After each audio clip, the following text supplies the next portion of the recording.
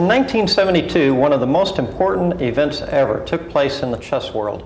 This was actually an event that was even bigger than the world of chess itself, captured front-page news on the New York Times, and captured worldwide media attention.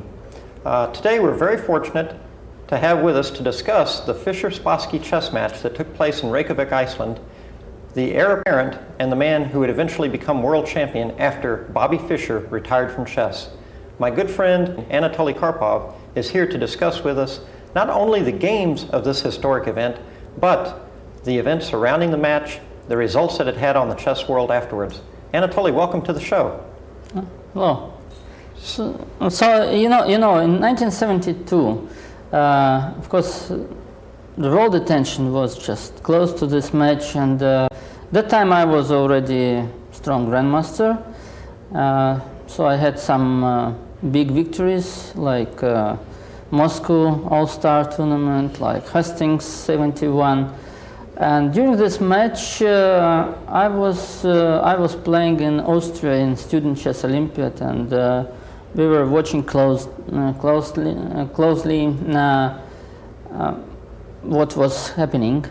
One of the games which we shall analyze today, I remember since that time because we were impressed by Fischer play in this Tartakover-Makagonov Bondarevsky variation.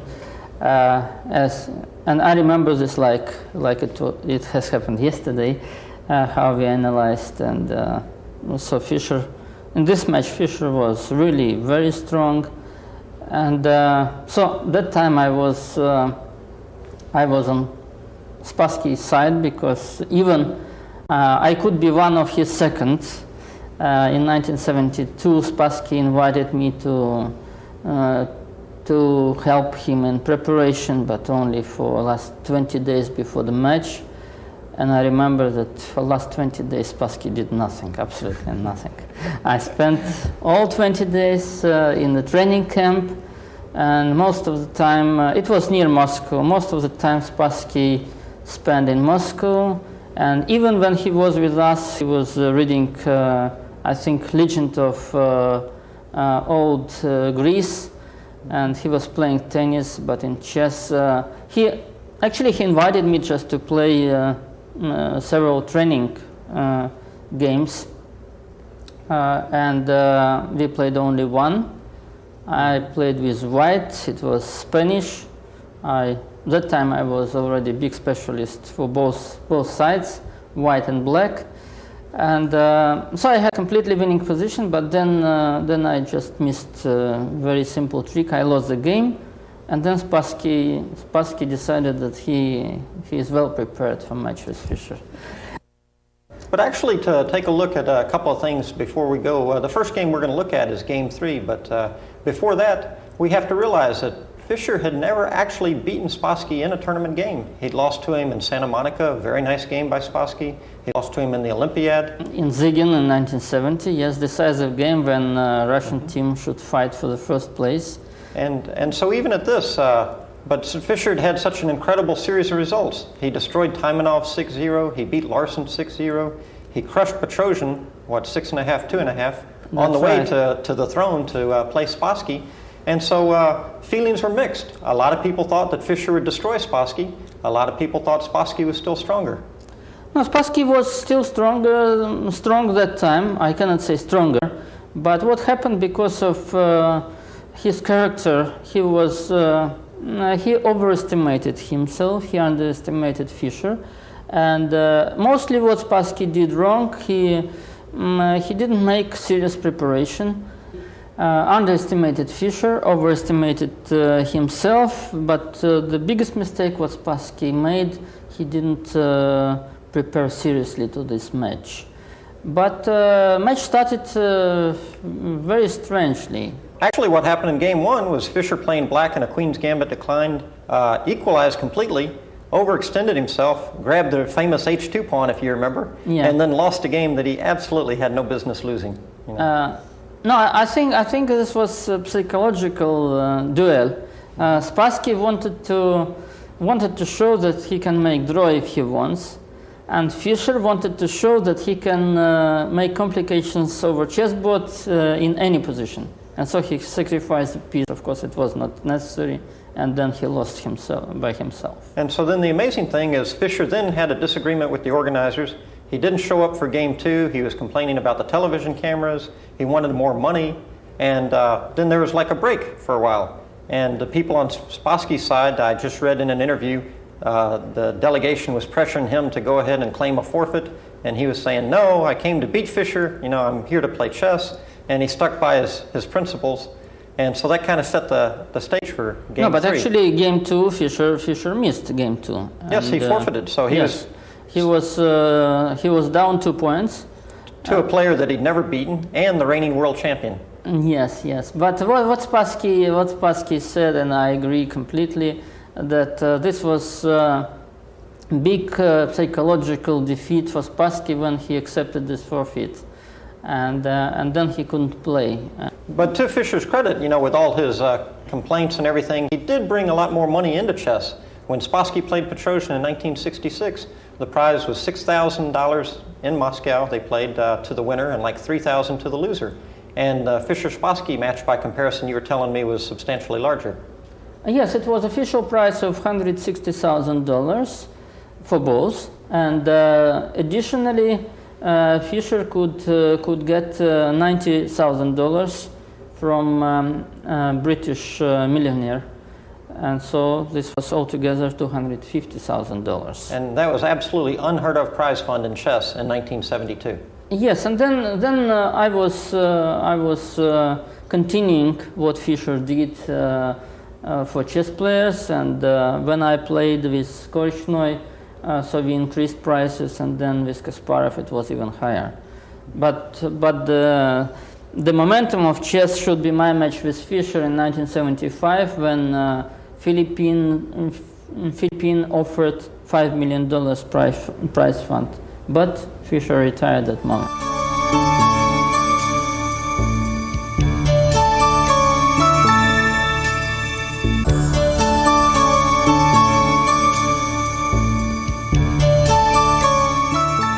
Game 3 was d4, knight f6.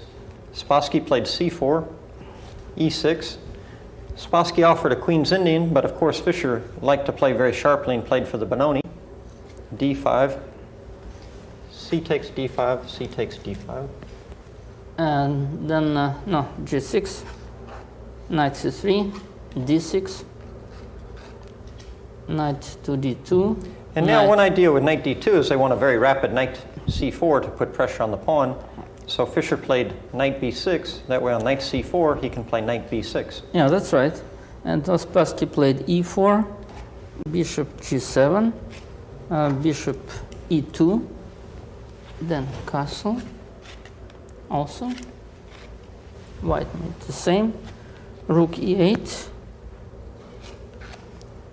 And then queen c2. So strangely, that time it was novelty. But today this is like a very mechanical, natural move that... Yes, sometimes white prefers to play a4 just to stop counterplay on the queen side. But of course, you can play always a4 after a6. And so Fischer played very sharp, knight f6 to h5, which looks strange because black allows to double pawns on h file, but of course then you have good bishop on g7, good bishop on c8, and so active play. And that moment it was very interesting. Now people know how to get advantage after knight h5. That time Spassky didn't show the best way. So he took, of course, knight on h5. Pawn takes. Pawn takes. And then Spassky played knight c4. So I don't think it's necessary to put knight on c4 because knight has very important role to defend, to protect king's position. And so it's better to move another knight, or just to play a4 and maybe rook a3 to be ready to bring rook to defend. One of the defects actually to Fischer's setup, even though it's very active for his pieces, is it does destroy the pawn structure and it takes away the protection of this square. And so I have seen some games, for example, Max DeLugie is a very specialist on the white side, won a very nice game against Vedberg one year in the World Open, where he played, like you said, with with pawn and rook, and then he brought this knight, and then, like you said, brought this rook over, and then he brought this knight, and he was very well situated to take advantage of the weaknesses. Yeah, that's right. But, so rook on a1, pawn on a2, Spassky played knight c4, which I don't like. Well, again, Spassky probably underestimated the danger. Most probably, yeah. It was knight e5, knight e3. Now, in principle, Spassky does the right thing with knight e3 because it's quite normal in this variation to avoid exchanging pieces with the idea to expand and push black away. Yeah. But now Fischer continued to play very sharp. He played queen h4. Queen h4, and now Spassky played bishop to d2. What I would prefer myself, I think move. So f3 is under consideration, but also I would say maybe rook d1 will be possible. And so after knight g4, play knight to f1. So if you bring bishop to d4, then maybe even rook d2, and then you just push back the pieces, black pieces.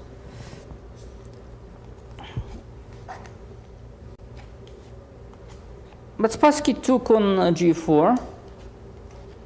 And now we saw Fischer's ideas. He played pawn takes, undoubled his pawn, and he still has the two bishops. And this bishop in particular is very nice. Yes, now black has quite good play. And Spassky, he has this threat. Yes, he had this threat. And he has also threat rook e5 if something after queen f6, for instance, rook e5 on rook h5, and then bring queen to e5. So many ideas. f5 is strong, and then black can play for idea to make some active operations on the queen side with b5. So then Spassky played bishop f4, which is a good move. Fischer played queen to f6. And then, strangely, Spassky played g3. Okay, well, g3, of course, it does protect the bishop, but it also kind of weakens some of these squares around the white king. Yes, this I cannot understand, and I believe that even queen d2 was better, even queen d2. So either queen d2 or bishop g3 would have been preferable. I don't know, bishop g3, it was recommended, and still it was better than g3, but maybe queen d2 is even better, because then you just keep option. So sometimes you can play knight b5, and then queen on c2 is not protected after queen takes b2, and on d2 it's protected. So you can attack this pawn, and then you can bring rook to e1. So g3 is very, very optimistic move, I can say. And so after g3, Fischer played bishop to d7, I believe. And then white played a4. And then Fischer played b6. And Spassky played rook f to e1. And now Fischer threatened, as you were saying, to play b5 and create some play on the queen side. This long diagonal combined with the 3-2 pawn majority, unless white finds some constructive plan, he could just gradually drift into a very difficult position. Yes, and so here I think even rook e1 I wouldn't like, rook e1. I would play maybe h4 immediately, just with the idea, for instance, pawn is still on a7, just to play h4, and so most probably black should take. When you take, just to play f3, and black would have to stop this g4, and then you play king h2, and then you start to try to make some actions in the center with e4, e5. But then you don't have problems with e4 square. So this is quite possible, because what Spassky did, at the end his king was in danger. He played without without plan, and so quite soon we can discover white were in trouble. Well, in the game, he doubled up his rooks, prepared to double his rooks, because he wanted to play this e5 pawn push, but once Bobby defused that, he had problems.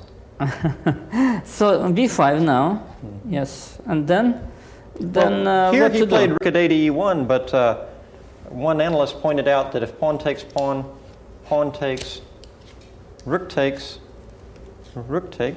and then e5, well, then rook a1 check is very unpleasant. No, first check. More precise, check. yes. And then king g2. King g2, and then you take. Pawn takes pawn. And now the problem, of course, is if bishop takes, then queen to f3 is checkmate, right? Yes. And after rook takes, then b4. and then when the knight goes, say for example knight e4 looks very aggressive because you attack this pawn, you attack the queen. However, the queen goes over here, and then suddenly the threat of queen f1 checkmate is very difficult to defend. Yes, so actually it's almost impossible. You must bring knight on passive position, but rook is hanging, so it's just completely lost. And that's why Spassky didn't take on b5. He just doubled his rook on e file. Fischer played here, I think, queen to g6. Well, this is very nice preventing because, e5. yes, he pins the pawn to the queen. And yes, Spassky played b3, Yes. rook e7, and then queen d3. Now Spassky is attacking the pawn on b5, but Fischer simply defended. And Yes, this rook maintains everything in the position for him. And so white had to exchange. A takes b5, a takes b5. And now Spassky has trouble finding a plan, so he decided he wanted to block up the queen side. If he does nothing, Bobby's ready to play b4, knight moves, and then bishop b5. Yeah. And this is just very, very bad news, yes? Yes, exactly. And so that's why Spassky decided to play b4, which is a typical idea for Benoni, to meet this activity with b4, and then if black takes on b4, then knight a2, and knight takes back on this b4. pawn, and then knight comes to c6. So white has fantastic position, and of course black doesn't allow such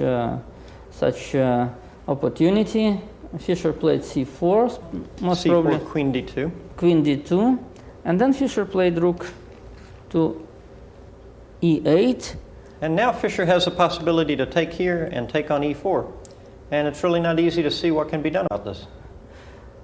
That's right, but still, even here I would recommend h4. Even here I would recommend this move. Then you have a better position for king, and then if black would take here, then you have f3. And again, you have some possibilities in this. In center, maybe you can play e5. This bishop is out of play till the moment. So this was the best practical chance, I could say. But Spassky just wanted to wait, and so this was decisive mistake. Well, now Spassky. Fischer improved with h5. Yes, Fischer brought his pawn to h5. And now Spassky continued to wait.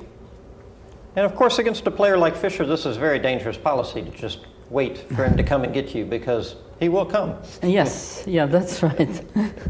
And so it happened. Fischer continued just to improve with king h7. Spassky continued to wait. And now Fischer decided maybe this is not improvement. Spassky continued to wait. And now Fischer took on c3. Yes. Now, at first sight, this looks very dangerous because he gives up his valuable dark squared bishop and he captures his pawn. And we get an ending that is actually one of your favorites with the bishops of opposite colors. After takes and queen takes.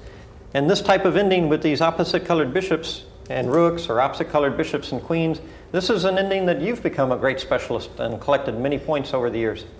Yeah, that's right. But here you see black position is much better because both kings are exposed to the attack of queen.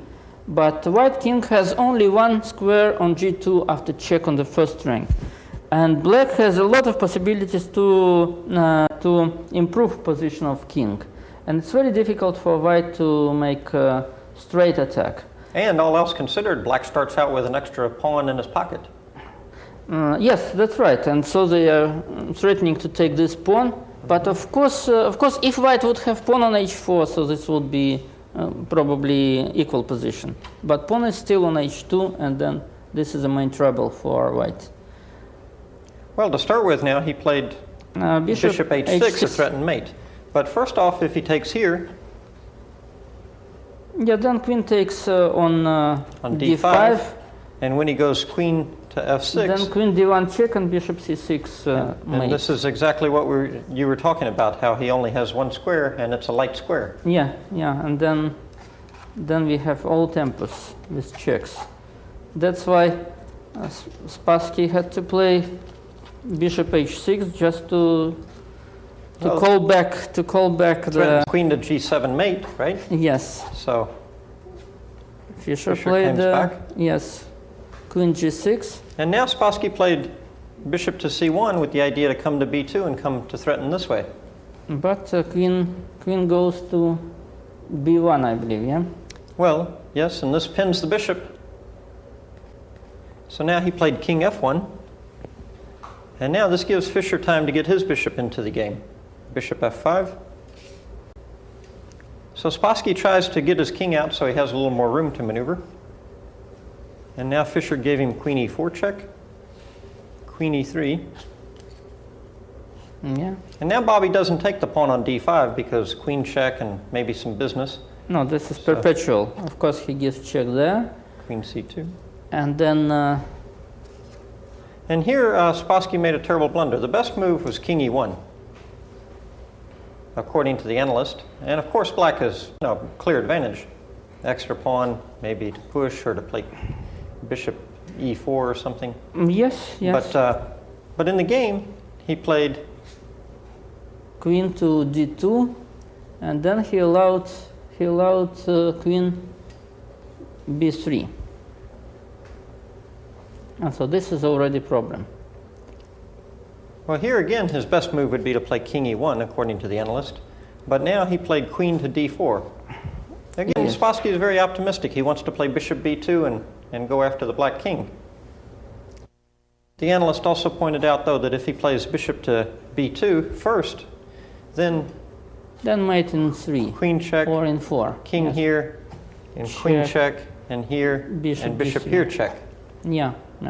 And then this is... Then queen e4 mate. Well, let's see. Yes. Like so.